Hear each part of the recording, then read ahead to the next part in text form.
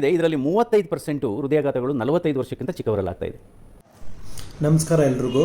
ಹಾಸನದಲ್ಲಿ ನಮ್ಮ ಕರ್ನಾಟಕ ರಾಜ್ಯದಲ್ಲಿ ಇಷ್ಟೊಂದು ಹೃದಯಾಘಾತ, ಅದು ಚಿಕ್ಕ ವಯಸ್ಸಲ್ಲೇ, ಎಳೆ ವಯಸ್ಸಲ್ಲೇ ಸೇರಿಕೊಂಡು ಅಪ್ ಟು 30 ವರ್ಷದ ಒಳಗಡೆ ಇರೋ ಯುವಕರು ಯುವತಿಯರು ಇಂಥವರಲ್ಲಿ ಹಾರ್ಟ್ ಅಟ್ಯಾಕ್ ಆಗ್ತಿದೆ ಅಂತ ಕರ್ನಾಟಕದಲ್ಲಿ ಪ್ಯಾನಿಕ್ ಆಗಿದೆ. ಒಂದು ದೊಡ್ಡ ಸುದ್ದಿ ಆಗಿದೆ. ಅದಕ್ಕೆ ಮಂಜುನಾಥ್ ಸರ್ ಮಾತಾಡಿ ಒಂದು ಇಂಟರ್ವ್ಯೂ ಕೊಟ್ಬಿಟ್ಟು ಅದರಲ್ಲಿ ಊಟದ ಬಗ್ಗೆ ಹೇಳಿದ್ದಾರೆ, ನಿದ್ದೆ ಬಗ್ಗೆ ಹೇಳಿದ್ದಾರೆ, ಮನಸ್ಸು ಶಾಂತಿಯಾಗಿರಬೇಕು ಅಂತ ಹೇಳಿದ್ದಾರೆ. ಯಾವ್ಯಾವ ಥರ ಹಾರ್ಟ್ ಅಟ್ಯಾಕ್ ಬರುತ್ತೆ, ರಕ್ತದಲ್ಲಿ ಏನೆಲ್ಲ ಆದರೆ ಹಾರ್ಟ್ ಅಟ್ಯಾಕ್ ಆಗುತ್ತೆ, ಅದನ್ನು ಏನೆಲ್ಲ ಟೆಸ್ಟ್ ಮಾಡಿಸ್ಬೇಕು, ಎಲ್ಲವನ್ನೂ ಹೇಳಿದ್ದಾರೆ. ಈಗ ನಾನು ಹೇಳಬೇಕು ಅಂತ ಇರೋದು ಅಲ್ಲಿಂದ ಬಿಟ್ಟೋಗಿರೋ ಒಂದು ಮೇಜರ್ ಪಾಯಿಂಟು. ಆ ಮೇಜರ್ ಪಾಯಿಂಟು ಸರ್ ಹೇಳಿದ್ದಾರೆ, ಮಂಜುನಾಥ್ ಸರ್ ಏನಂತ ಹೇಳಿದ್ದಾರೆ, ಮನಸ್ಸನ್ನ ಶಾಂತಿಯಾಗಿ ಇಟ್ಕೋಬೇಕು. ಆ ಶಾಂತಿನೇ ಕದಡೋಗೈತೆ, ಮತ್ತು ಆ ಶಾಂತಿ ಕದಡೋಗಿರೋ ಅಂತಹ ಪರಿಸ್ಥಿತಿಯನ್ನು ಯಾರೂ ನೋಟ್ ಮಾಡ್ತಾ ಇಲ್ಲ. ಎಲ್ಲಾಗ್ತಾ ಇದೆ ನನ್ನ ದೃಷ್ಟಿಯಲ್ಲಿ, ನಾನು ಒಬ್ಬ ಡಾಕ್ಟ್ರಾಗಿ ಹೇಳಬೇಕು ಅಂತಂದರೆ, ಪೇಷಂಟ್ಸ್ ಬಂದು ಲಾಸ್ಟು ಕಳೆದ ಒಂದು 5 ವರ್ಷ ನನ್ನ ಸರ್ವಿಸಲ್ಲಿ ನಾನು ನೋಡಿರೋ ಪೇಷಂಟ್ ಕಥೆನ ನಿಮ್ಗೆ ಹೇಳ್ತೀನಿ, ಕಣ್ಣಲ್ಲಿ ನೋಡಿರೋದನ್ನ ಹೇಳ್ತೀನಿ.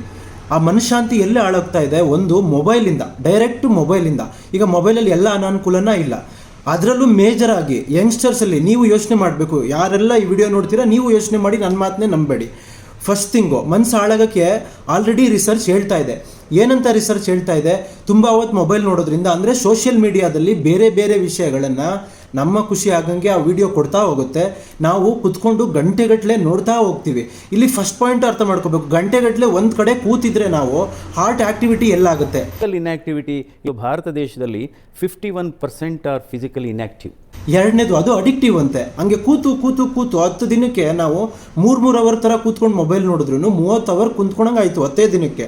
ಆ ಕುಂತ್ರೂ ಹಾರ್ಟ್ ಅಟ್ಯಾಕ್ ಬರುತ್ತೆ ಅಂತ ಇಲ್ವಾ? ಅಂದರೆ ಇಂಡೈರೆಕ್ಟ್ಲಿ ಮೊಬೈಲು ಮನುಷ್ಯನ ಒಂದೇ ಕಡೆ ಕೂರಿಸ್ಬಿಡ್ತಾ ಇದೆ.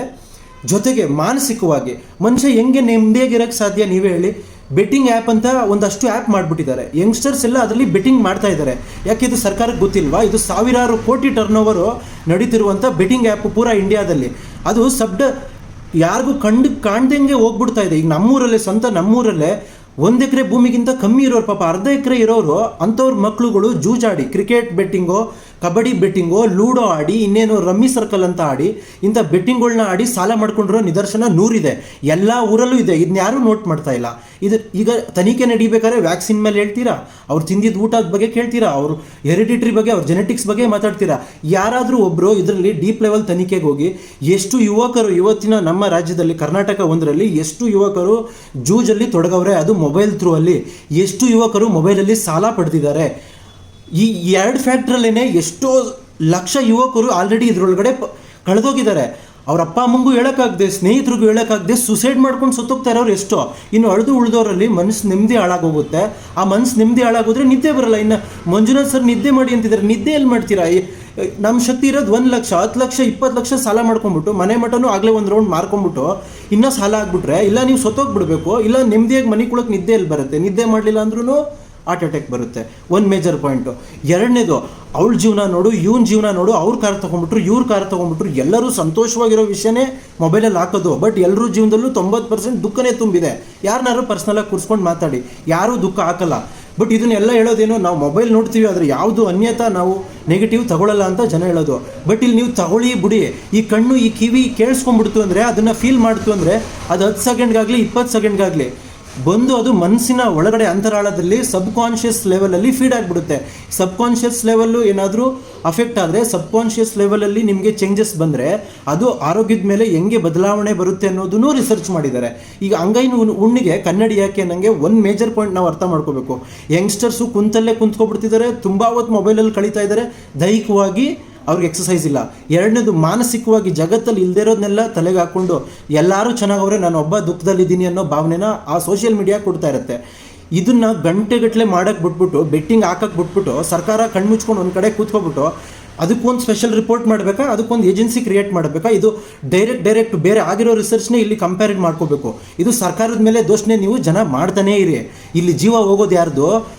ನಿಮ್ಮಂಥ ಅಮಾಯಕರದೇ ಜೀವ ಹೋಗೋದು. 100 ರೂಪಾಯಿ, 200 ರೂಪಾಯಿ, 500 ರೂಪಾಯಿ, 1000 ರೂಪಾಯಿ ತನಕ ದುಡಿತಾ ಇದ್ದೀರಾ. ಇದ್ರೊಳಗಡೆ ಇರೋರು ನಾವೇ ಬರೋದು. 90% ಪಾಪ್ಯುಲೇಷನ್ ಇದ್ರೊಳಗಡೆ ಬಂದ್ಬಿಡುತ್ತೆ. ಇಂಥವರೇ ಬೇಗ ಸಾವುಕಾರರಾಗಕ್ಕೆ ಟ್ರೈ ಮಾಡೋದು.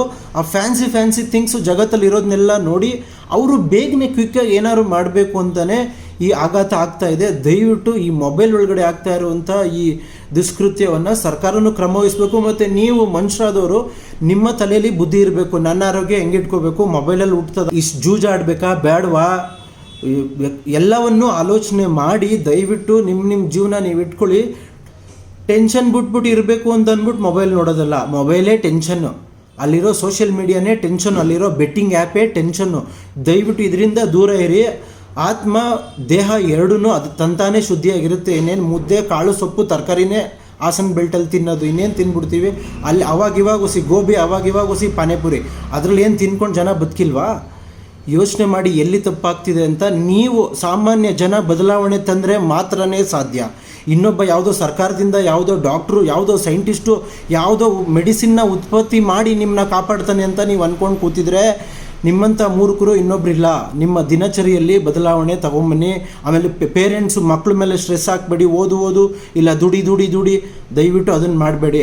ಅವ್ರವ್ರದ್ದೇ ಪೇಸಲ್ಲಿ ಹೋಗೋಕ್ಕೆ ಬಿಡಿ, ಮತ್ತು ತಪ್ಪು ದಾರಿಲಿ ಹೋದರೆ ಅವ್ರನ್ನ ಸರಿ ಮಾಡಿ.